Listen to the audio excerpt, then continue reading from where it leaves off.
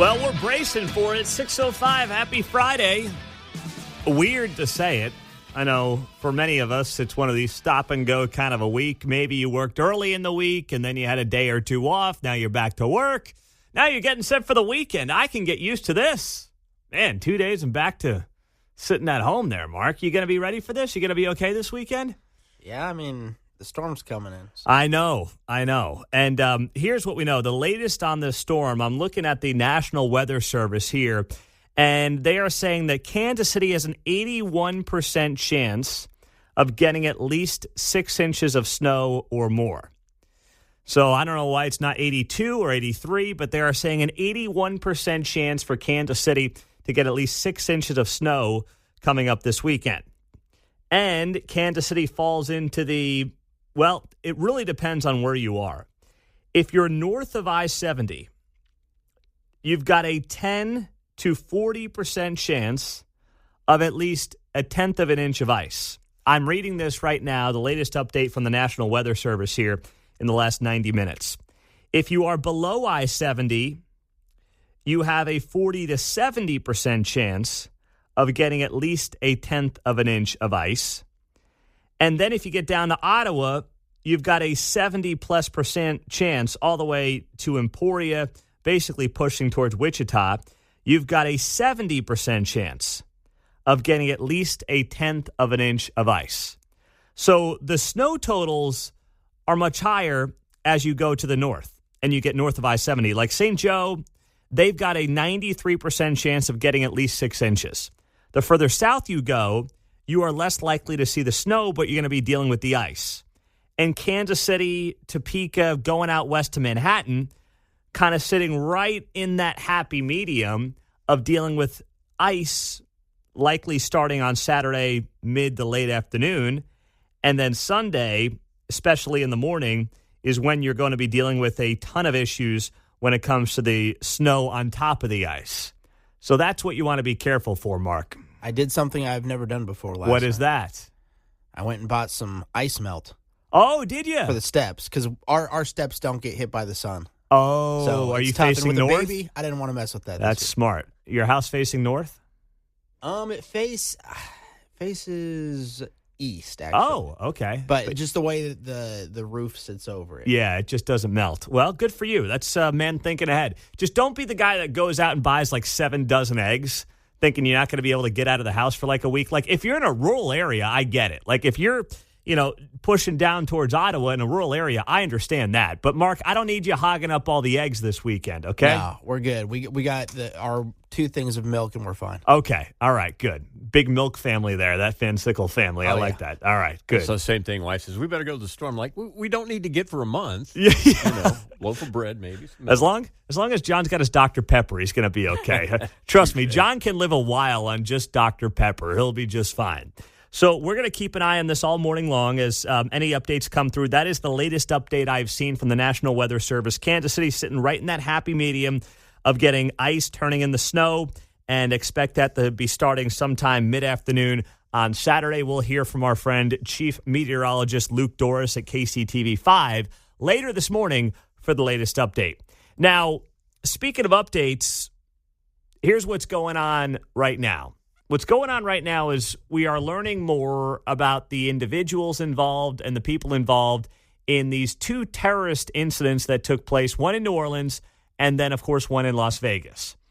And the one in New Orleans where 14 people were killed on Bourbon Street, and that took place just hours after we rang in the new year. We now know that this individual was radicalized by ISIS. That is indisputable at this point.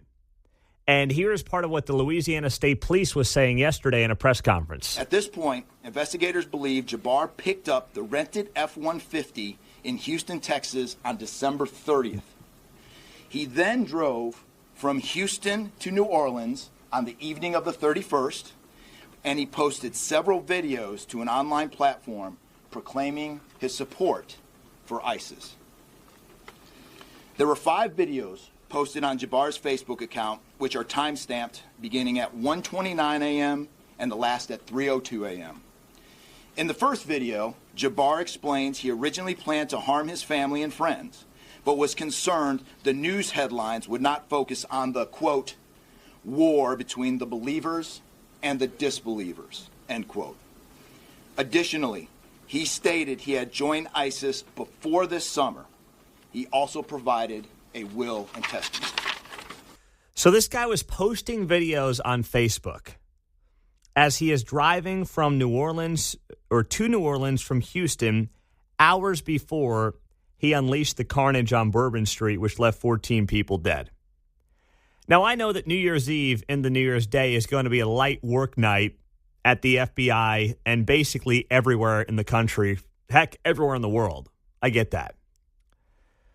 But it's amazing that this guy who had been radicalized over the summer, while we don't know his entire digital footprint just yet, I find it difficult to believe that this was the first time that he had posted anything or had any kind of internet track record of who he was and what he was interested in and how he was getting radicalized.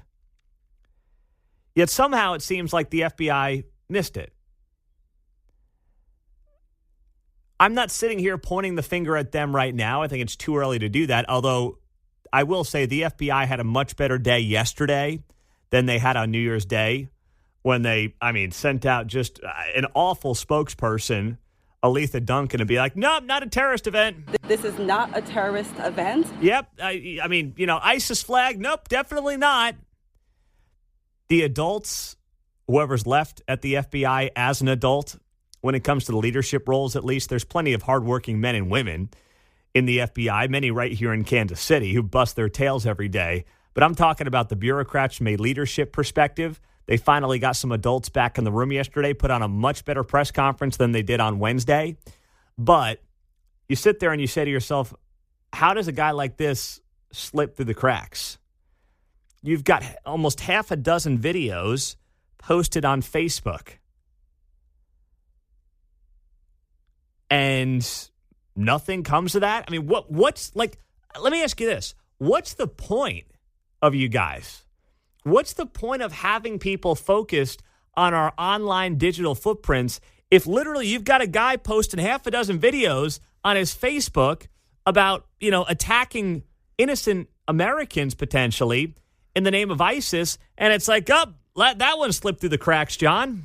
Well, I remember the day when Facebook actually used to have news feeds, kind of chronological and as they happen, but through all the Iserve ads and the suggested pages, I'm not sure if the FBI will see it until tomorrow. Well, right? Even the FBI's hitting the ad issue as they're scrolling through their accounts. I hope they have the super secret Facebook where they can monitor that stuff because, I hope Zuckerberg lets them go incognito. Mm-hmm. Yeah. Because this guy was posting at 1:29 in the morning that he, as you just heard there, planned on murdering his family and friends, but changed his mind. Instead, focusing on the war between the believers and the disbelievers. So these videos are out there, hour and a half before the attack. That's a lifetime. You might say, well, it was 90 minutes before. How quickly do you want to turn things around? An hour and a half before an FBI world? In military land? That is an eternity. And the amount of money, the amount of tax dollars that we spend on these bureaucracies, and we can't get, it seems like, a decent return on our investment. The FBI's total budget was over $10 billion last year. $10 billion?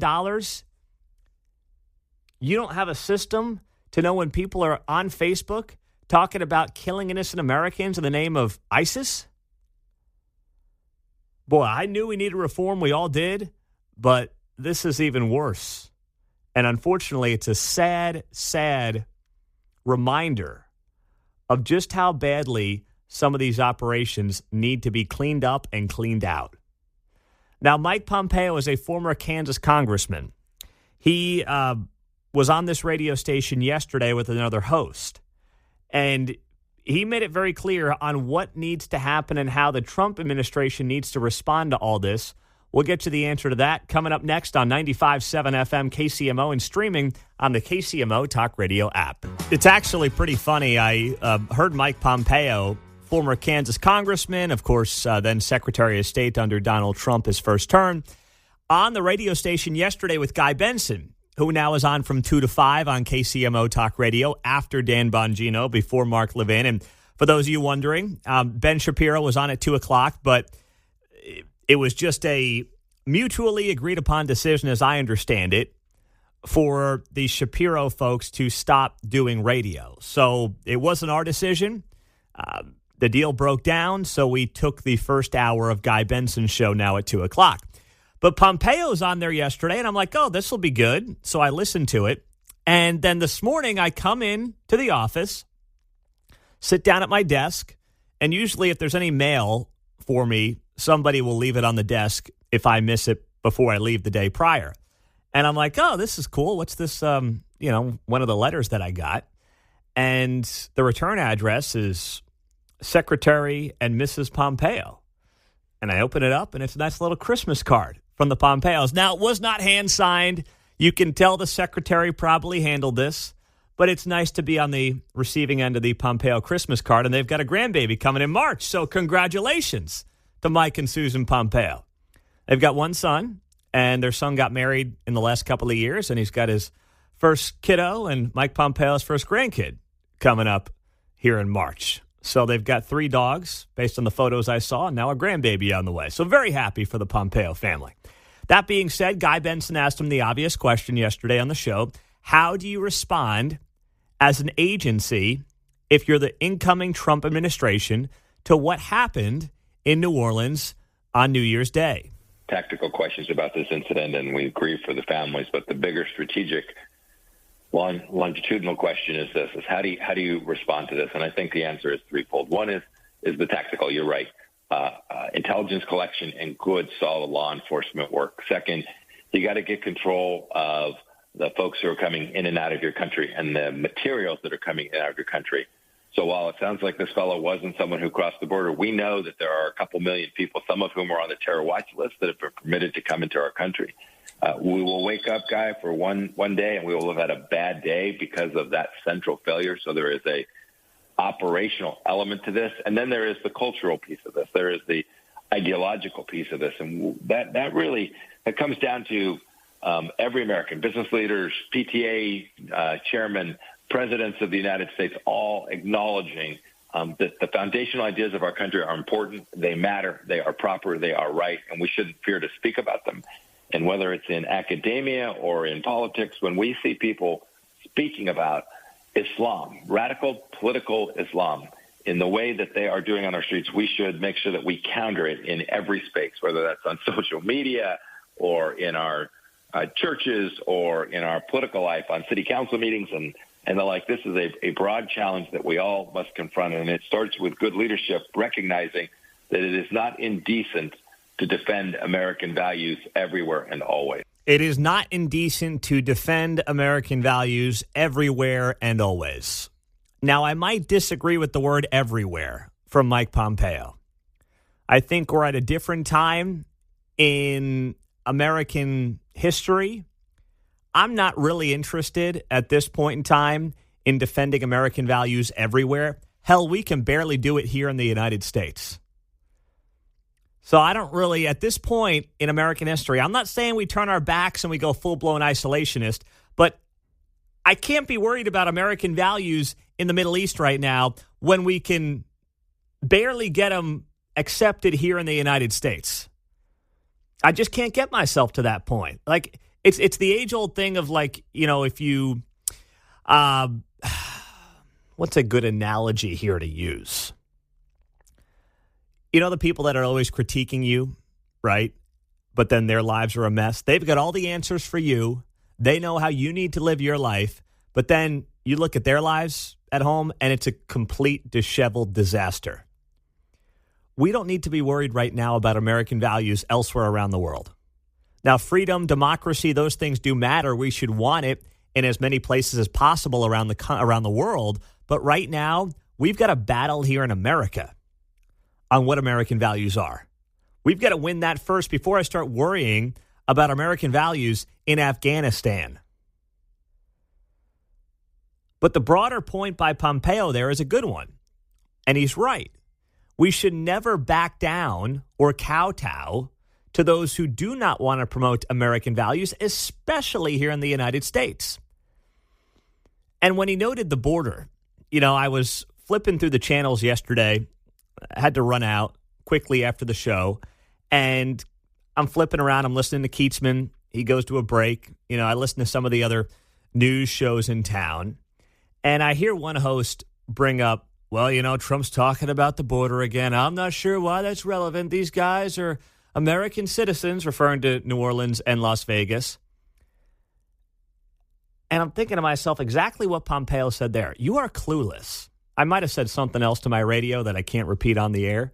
Yeah, you don't have to do it, Mark. Don't worry. I'm not going to say anything. But the border does matter. Not because of these individuals, but who do you think is radicalizing them? And do you think there's a handful of those folks who are in this country right now? Yes. The answer is yes. We know there are people on the terrorist watch list who have snuck into the country, and some of them likely have an allegiance to ISIS, and you would be naive to not believe that. So the border does matter in the broader conversation. Fine, it doesn't in the micro, but if you're viewing this story through the micro and you're simply sitting there and saying to yourself, what's the big deal? I mean, come on. This isn't about the border. These stories have nothing to do with the border. It all can tie back to it. Absolutely. When it comes to, first off, making sure you have an orderly system that allows people to come in who want to assimilate to American culture and embrace and love American values. It matters from that perspective. And then it also matters because you got to know who's coming in and who's going. Wes, go ahead. You're on KCMO at Gladstone. What's happening? Yeah, Pete. So, I'm looking at the micro, okay? And there's a word that also starts with M, and it's called mosque. Where do these people get radicalized? In mosques. Now, there's a lot of people are going to run from that, freedom of religion, blah, blah, blah, blah. But when you're in there saying death to America and Jews and, you've got to go on a infidada, and all that crap, that has to be stopped. And I just saw a story on Breitbart. The FBI went to that mosque and they referred them to CARE, the Council on American and Islamic Relations. And that's a front group for all these terrorist groups, man. I understand it. It's a fine line, though, right, with your government. It's a fine line to say, hey, I like freedom of religion, but I don't in this case. You are opening up a can of worms that I'm not sure you could ever put back in. But, Pete, look at the proof. I understand. I understand. It's not like I just pulled a rabbit out of my hat and said, we got to go to the mosque. It's been documented. I understand that. You're right.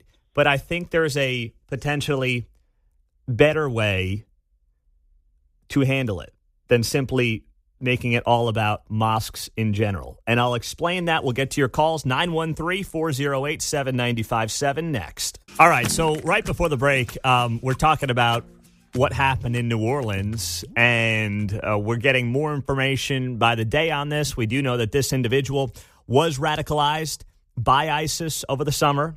Is when this happened. Shamsud Din Jabbar had bomb-making station and Quran open to a chilling passage in his home, according to new photos that have also been revealed here. So all that is coming out in the last few hours or so, as this story is all of 48 hours old at this point. But Wes brought up, hey, these mosques are where individuals are getting radicalized. And while that is true, there are thousands of mosques where this kind of American hatred is not happening. So how much do you really want the government involved when it comes to freedom of religion? What I would rather do and what I would rather see is that when the government, when the FBI has reason to believe an individual has been radicalized, they do a much better job than they appear to be doing at finding those individuals. Instead of going after parents who are upset at school board meetings about their kids having to see tampons in the boys' room, or going after grandmas who are praying outside of abortion clinics maybe they can, do their job when it comes to looking at digital footprints of individuals who are talking about death to America. And then you're dealing with the individuals themselves. You're not worrying about, and I don't think they should be going down the road of like, what are you going to do? Shut down mosques? Trust me, that is opening up Pandora's box in a way that I don't want the government involved in this country when it comes to freedom of religion. Because you know as well as I do, they start going after the mosques. Next thing you know, it's churches, it's synagogues. They'll find a reason. So I have no interest in that. And I don't think any decent American should. They've just got to do the job that they've been asked to do. We have a brand new, it's not brand new, it's 20 years old at this point. You've got a Department of Homeland Security, which did not exist until after September 11th. What are those guys doing? These places have billions of dollars in resources. Go after the individuals. Yeah, to your point, it is about the individuals. What do you want to do? Go after the grocery store where they all shop and hang out? Yeah, right. Exactly. No, it's about the individuals and not the buildings or facilities. I get Wes's points. They're meeting places, but if you track the individuals to that point, you probably have enough to work with. You've got plenty to work with. Let's go to Paul in Kansas City. What's up, Paul? Hey, Pete, I'd like to take a different tack. I want to know who developed that force protection plan for active and passive barrier systems. Their hydraulic bollards were down. They replaced them. So they knew that area, the asset to be protected, was mass gathering of people, yet they did nothing. That was a joke, that force protection plan. And just like Bagram Air Base during the disaster, who's going to be held accountable for that force protection plan and the execution? And who's the commander on the ground, just like Butler County in Pennsylvania? We're not holding these officials who we pay a lot of money to be experts in anti-terrorism and physical security. Why is that not being addressed? That's my point. That never should have happened. Yeah. Never should have happened. Thank you, Paul. You're right, my man. Yeah. It should have never happened. And it was avoidable. And, the police chief looks like a total goober over there. She came from Oakland, California. Being the police chief in Oakland, California should disqualify you from basically every job in America outside of maybe pumping gas. Like, that's the only job that being the police chief in Oakland, California should qualify you for. And somehow this lady ends up getting the job in New Orleans. And you want to talk about unimpressive? She is the definition of unimpressive. These cities are continuing to destroy themselves literally and figuratively. There are a lot of similarities. I know we talk about the issues here in Kansas City, but there's a lot of similarities with all these major American cities and how they're run from the top down and who's in charge at some of the highest levels. And then bad things happen and you realize how incompetent these people are. Now, the other major story from a national perspective that is worth watching today is what is going on in Washington, D.C. when it comes to Speaker Mike Johnson. Today, lawmakers are going to vote for the next Speaker of the House. And Mike Johnson is in some hot water over how he dealt with the continuing resolution deal at the end of 2024, and there is not much room for error. Republicans will have a 219 to 215 majority when their new members get sworn in today. And, of course, Donald Trump has endorsed keeping Mike Johnson as Speaker of the House. It makes sense. I'm not a huge Mike Johnson guy. But I look at this and I say to myself, where else are you going to go? Like right now, what Trump needs is a runway to just implement the policies as he sees fit.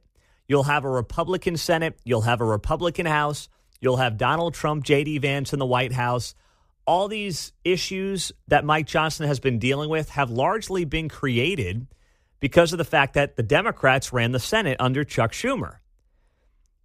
Yet you have so many people who are like, not so many, but there are people standing on this moral high ground insisting, nope, no way, no how. Thomas Massie is one of them. I want to play this clip here, Mark. I'm popping it in for you because I just saw it come up. I'll put it in there at 6:35 so you can pull it up for me there. Thomas Massie, a Republican member of Congress from Kentucky. He was on Matt Gaetz' first ever show on OAN. Man, Matt Gaetz got his Botox for last night. Holy smokes. Gosh, that guy couldn't find a wrinkle in his forehead if he tried. So anyway, here was Thomas Massie talking about how he would never vote for Mike Johnson for Speaker of the House. Let's roll it. if Chip Roy were asked to serve as chairman of the Rules Committee, would that be enough to get your vote for Mike Johnson? Oh, no. You can pull all my fingernails out. You can shove bamboo up in them. You can start cutting off my fingers. I am not voting for Mike Johnson tomorrow. Okay, that was Thomas Massey out of Kentucky last night. So that's one down. So there's a belief that Mike Johnson will be able to squeak out the votes that he needs to be the next speaker or continuous speaker of the House. But there are a couple of Republicans who are like, we're not going to do it. I just don't understand. You got to have a plan then, right? That's my thing with these people in Washington, D.C. I know they like to grandstand. And trust me, when it comes to just like being a purist, a guy like Thomas Massey is right. The budget's a joke. Republicans are just as much to blame. I agree with him in principle on a lot of these things. But then reality at some point has to set in. And for Mike Johnson over the last couple of years, really since he's had the gig as House Speaker, he's had to deal with Chuck Schumer and a Democrat Senate and a Democrat White House with Joe Biden. You can be an all-time great purist, but in the end, you have to find some kind of compromise based on how Washington, D.C. was structured. Starting on January 20th, thank goodness, you can do a lot more of the things that you wanted to do all along because you'll have a Republican Senate with John Thune, and then you'll have Donald Trump in the White House. But Trump's endorsed Mike Johnson. Trump's got the mandate from the American people. Do what he's asked. Get the ball rolling. Don't have the dumb infighting right now, and get to work. That's the big thing. Get to work on behalf of the American people.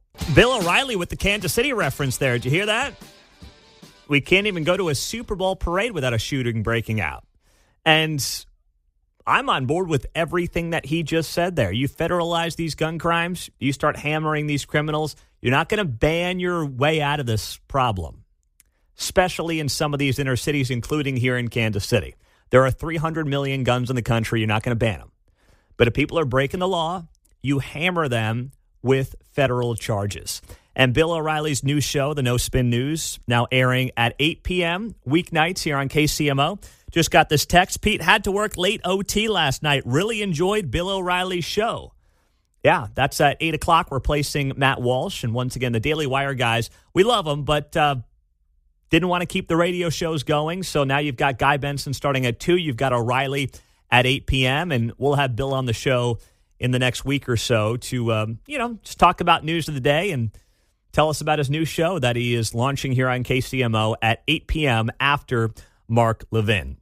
So last night, Sugar Bowl was delayed because of what happened in New Orleans on New Year's Day and that terrorist attack. So you have Notre Dame beating Georgia last night, 23-10.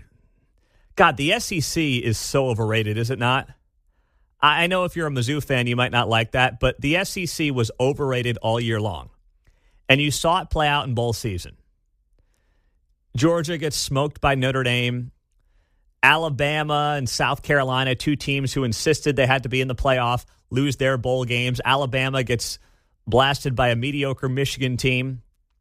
South Carolina loses to Illinois, who had beat KU earlier in the year. Tennessee crushed by Ohio State.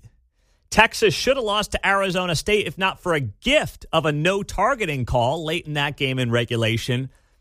It's amazing how it seems like Alabama and Georgia coming back to the pack in college football happened to coincide with when everybody could start paying their players.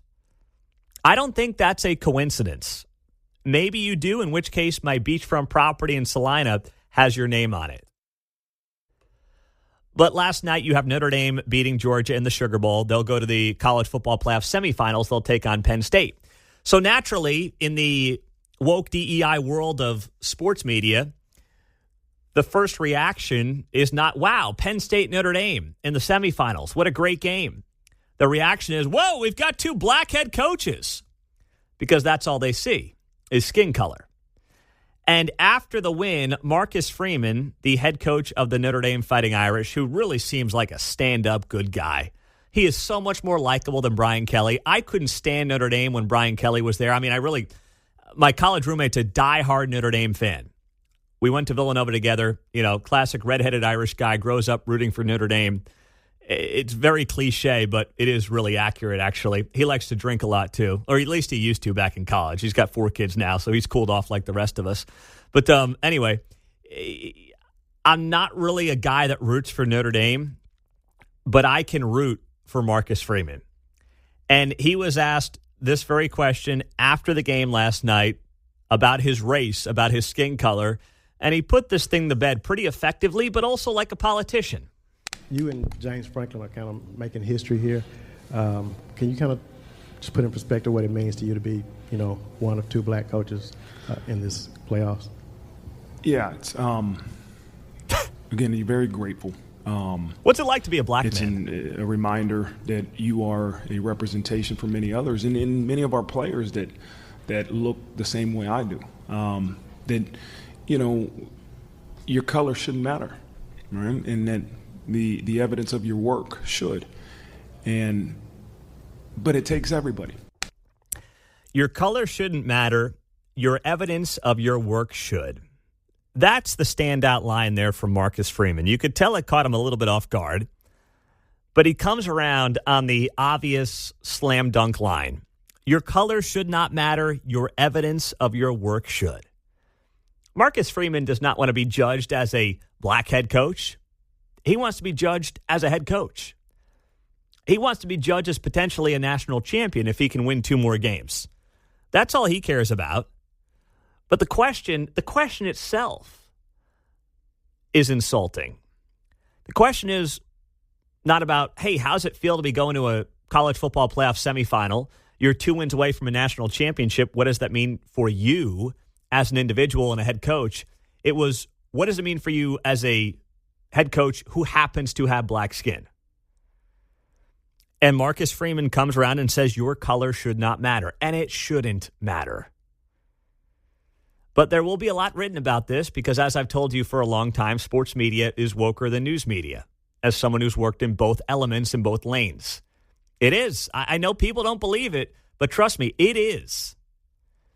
And this is just one of the storylines you will see on full display over the next couple of weeks, or I guess 1 week until this game gets played next Thursday night. On the text line, 913-408-7957. Pete, can you get Mark to share his parlay skills? I need money for eggs this weekend. Now, that's very well.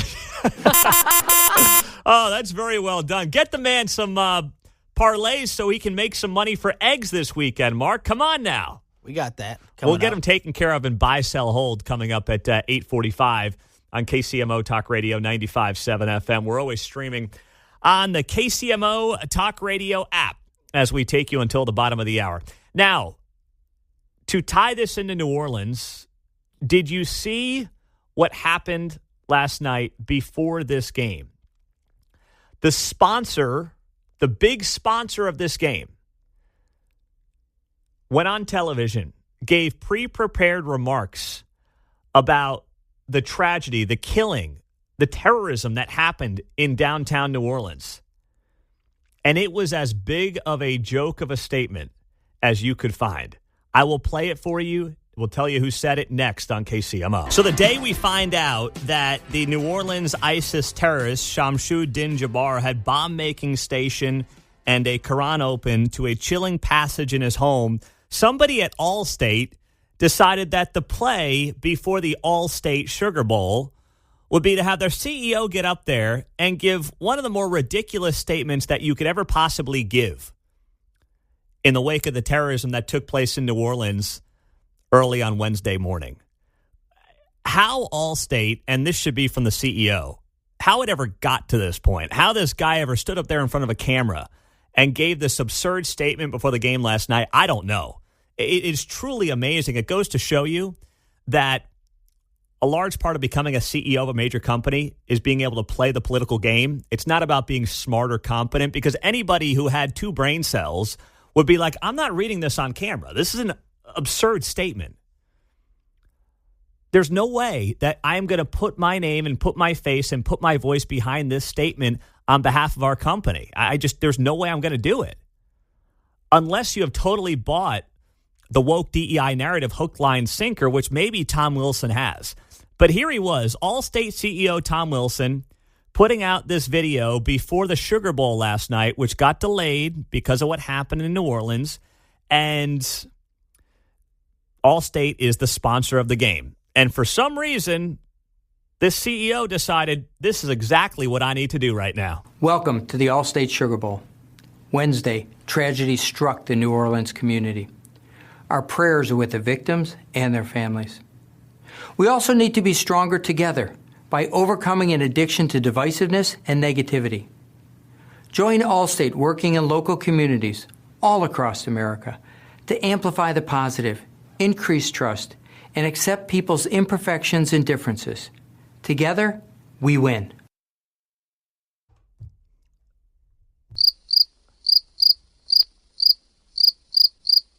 I mean, you've got to be kidding me. If you think the message coming out of that in New Orleans is, we've got an addictiveness to divisiveness and negativity. We've got to accept people's imperfections. Well, hold on a second there, Chief. Okay? There's one imperfection in all this, and it's the guy who was radicalized by a terrorist group. Maybe you want to accept those imperfections, Tom, because, you've got the big hedges and the security team and the whole deal as the CEO of Allstate. I'm not accepting those imperfections. And 300 million Americans should not accept the imperfections of somebody who killed 15 people by driving a vehicle through Bourbon Street because he was radicalized by a terrorist group. I'm not accepting that, Tom. I'm sorry. And the fact that you got up there, stared into a camera, and said such a stupid commentary like that is really telling to me about what kind of an individual the guy is and what kind of operation he apparently runs at Allstate. It's funny, too, because I've got a good local insurance company here that I've used since I got to Kansas City. But Allstate's been calling me nonstop for years. They call me probably once every 6 months. I get a call from this Allstate rep. And, it's not on her. She's harmless. And I've never left. I've been loyal to my guys. They do the home insurance. They do the car insurance. I'm not going to mention them on the air because, people pay for that. But I will say they do a good job. But every once in a while, every probably 6 to 8 months, I entertain a call from this person at Allstate because they're very nice about it. Next time this person calls, I'm not going to blame them, not going to shame them, but I will let them know why I would never switch to Allstate. I'm not predicting that Allstate gets Bud Lighted here, although they arguably should. I just look at this and say to myself, do they realize what this country just did on November 5th? Do they realize this is exactly the messaging that Americans said they were sick of on November 5th? You've got Tom Wilson standing up there and saying, yep, you know what we need? We need to make sure that people are not getting divided. Welcome to the Allstate Sugar Bowl. Wednesday, tragedy struck the New Orleans community. Our prayers are with the victims and their families. We also need to be stronger together by overcoming an addiction to divisiveness and negativity. If only Shamshu Din Jabbar heard that message a couple of days ago. The guy who needs to hear that message, Tom Wilson, is dead. So who's that message for exactly? Who are you trying to get to here? What's the purpose of that? Outside of checking off a couple of boxes. Man, what an embarrassment that guy is to his own company. Colossal failure to understand the whole situation. Yes, colossal failure. 913-408-7957. Let's go to Stephen. He's in Kansas City. What's up, Stephen? Pete, that wasn't even the worst of it. The ESPN didn't even show the national anthem or the moment of silence. I mean, we're living through a real-time DEI nightmare, and all these corporations, all these ESPN, Allstate, the lower tier, the upper tiers of the federal government. This is all the legacy. How many years? Think about this. How many years is it going to take to get rid of all these DEI nonsense profits? I mean, it's well, there are absolutely- many companies, and I've seen this documented in recent weeks, who are dumping their DEI programs, who are starting to wake up. But clearly, Allstate hasn't done it yet because nobody in their right mind would have put out a ridiculous statement like this. Listen, Bob Iger should be on the phone this morning to Bristol saying, I want somebody's butt who missed the national anthem and the moment of silence after Allstate couldn't even bring themselves to call it a terror attack. Neither could ESPN. ESPN called it a truck attack, like there was a robot coming in. Oh, So, it's just like the guns. The guns just shoot people by themselves. The trucks just drive into people. I mean, it's amazing how it just happens like that. I mean, it's sad, but this falls at the feet of Bob Iger. Has got to do something. He's got a policy saying you can't talk about politics, and at the same time they won't even show the national anthem. I mean, he has trashed that corporate. Disney has become a trash bin under his watch. Same with Allstate. So no hope for DEI guys. Well, here's your. No, you're right about that, Steve. No hope for the DEI crowd. They got smoked in the last couple of months. And here's a list of companies in the last few months that have dropped their DEI programs entirely. Ford, Lowe's, Boeing, Toyota, Walmart, Caterpillar, Craftsman, John Deere, Jack Daniels, Harley Davidson, Coors. Going to crush a couple of Coors Lights tonight in honor of Coors dropping the DEI program. Not that I needed a reason to go hammer a couple of Coors on a Friday, but I've just got now when Kate asks me, what are you doing? I say, hey, they eliminated their DEI program. I got to celebrate. Leave me alone, please. Did you mention Caterpillar? Yeah. And John Deere? Yeah. Oh, boy, that's pretty far down the food chain when you're getting into farming implements. And construction. I mean, I saw it. I'll share it. I will post it on X at Pete Mundo. That way you've got the full list there. But, those are just some of the companies that are totally eliminating their DEI programs. Allstate not on that list. I can't believe it. Talk about a bombshell. I know. After that joke of a statement from their CEO, man, this guy's got absolutely no backbone. But his backbone is still slightly bigger than his brain, apparently. Wow, that's bad. What a clown. Oh, man, oh, man, oh, man. 913-408-7957. It's a Friday morning. It is great to be here on KCMO Talk Radio, 95.7 FM. We are always streaming, of course, on the KCMO Talk Radio app. And we've got Buy, Sell, Hold next hour. We'll also get the latest from the KCTV5 Chief Meteorologist, Luke Doris. And our featured Friday guest at 9 o'clock is Tony Bateo of Tony'sKansasCity.com. He does a great job, and we're looking forward to having him in here on KCMO. Well, we are monitoring the big winter storm heading our way, coming up likely starting tomorrow afternoon. Sleet, freezing rain, turning to snow.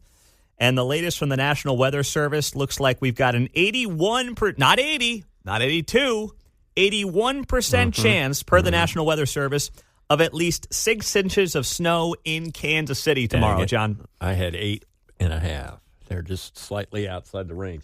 I wanted to mention, because I saw this on the Scout Cam, that the snow ordinance goes in effect where they'll start moving vehicles that have been left by the roadside on the interstate now. Oh.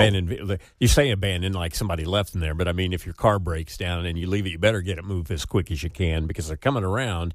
Obviously, with the snow, they're going to need to be 3 and 4 wide with the plows trying to clear the interstate. So the ordinance goes in effect at noon today. If you have a vehicle on the side of the roadway out here on the interstate, you better plan on getting it moved ASAP. Good. That's good. I mean, you should get that thing out of there anyway, but my gosh. It's right. I'm sure everybody does, but at this point, they're looking to move them. Yeah. So if you don't, they're going to do it for you. And then you can guess where it is. I had a wreck on the plaza last couple years ago. The tow guy shows up. He's from Smithville. I got to go all the way up north to get my car, Oh, man. It's just one of those deals where you're in the middle of traffic. Guy shows up. Okay. You say, okay. Well, where's it going? Look out. Well, at least you got a trip up to God's country up there, I did. Yeah. That's not a bad thing. So, yeah. That's tough, though. Move your car if it's out there. That's not around the corner from Grandview for you, John. Not so much. It's not. Now, this is interesting from the National Weather Service when it comes to how much ice we're looking for. And that's really the problem. I mean, 6 inches of snow is not a big deal. No. But the ice is obviously the concern. And right now, the ice is going to be worst. It looks like, Ottawa down to Emporia. As you go further north, there is less of a chance of getting at least a 1/10 of an inch of ice. So really, all of Johnson County is in the medium range for ice, and I'll put this up. It's from the National Weather Service out of Topeka, actually, is where I'm seeing this, not out of Kansas City's National Weather Service Bureau.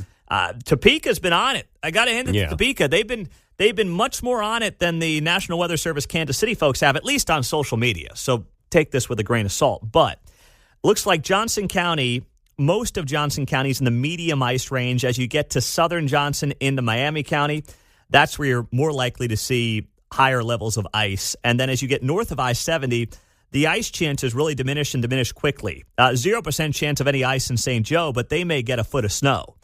But I'll tell you right now, sign me up for that.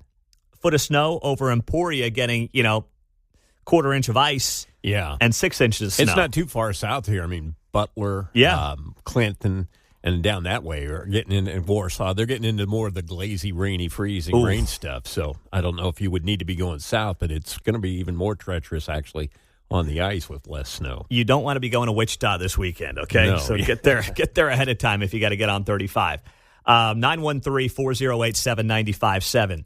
Right before the break, one of our callers stole some of my thunder here, and that is the fact that ESPN did not play the national anthem last night from New Orleans, which was, a day after a terrorist attack took place. Over a dozen people end up getting killed. They don't play the national anthem before the Sugar Bowl. I just don't understand. If there's ever a moment to share a national anthem, as if somehow someone gets triggered by the national anthem. If you are triggered by a national anthem, you are such a softy, and frankly, you're anti-American. So since we all missed it, I found the video of the national anthem from the Sugar Bowl last night, and here's what it sounded like.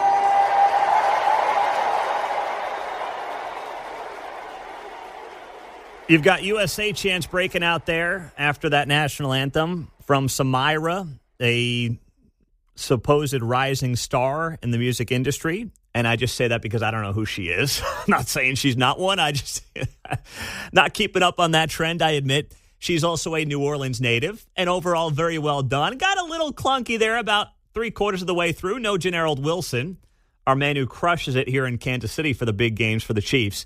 But solid job. It's a very hard song to sing. ESPN did not show it last night. Hours after a terrorist attack by someone influenced by ISIS took the lives of over a dozen people. And ESPN can't be bothered to show the national anthem. The headlines around not just social media, but also just media at large. Not good. This from the Daily Mail. The ultimate insult. ESPN sparks fury over disgusting move as Sugar Bowl fans break into stirring patriotic tribute to New Orleans terror victims. This from Outkick. ESPN doesn't show national anthem or USA chant ahead of Sugar Bowl after New Orleans terror attack. And they are getting hit pretty hard over this. And yeah, Bob Iger, the Disney CEO, is the guy who can easily change all this. I mean, Bob Iger was brought back to run Disney because the place was such a mess under the last guy. So Bob Iger was the CEO. He retires. And gosh, less than a couple of years later, he's got to come back and save the company. One of the ways he's got to save the company is by just doing what you would think your consumer wants. Now, the problem is the consumer who wants to watch the Sugar Bowl has no other choice, right? They've got to watch it on ESPN. But if you were to poll the average person who's sitting down yesterday afternoon on the couch on January 2nd, day after New Year's, to watch the Sugar Bowl, I would argue that probably 90% of them would be like, yeah, I'd love to see the national anthem. Just in general, I'd like to see it, but especially the day after a tragedy, I'd love to see the emotion in that building. That's part of selling the story. That's part of telling the story. But it wasn't important enough to ESPN because they probably had to have some jabberheads on there given their dopey predictions, or they probably all picked Georgia anyway. I didn't watch that part of the show because I'm not really interested in hearing these guys, slobber knocker over the SEC like they do. But that's probably what they were busy doing instead of showing the national anthem. I had to see Paul Feinbaum telling me why Georgia's going to win by 3 touchdowns when they lose, by a couple of scores. That's what I had to probably see instead. My mom was talking about how she didn't know who the pregame crew was except for Tim Tebow. Nobody else was really relevant on Well, a good Christian woman there, knowing Tim Tebow, if you're not going to know anybody else. So there you go. Nice job by your mom there, Mark. Well done. And don't worry, Mark's got a big parlay lined up for us here next hour in Buy, Sell, Hold. He's going to make us some money coming up on Sunday so people can buy their eggs this week and load up on a couple dozen eggs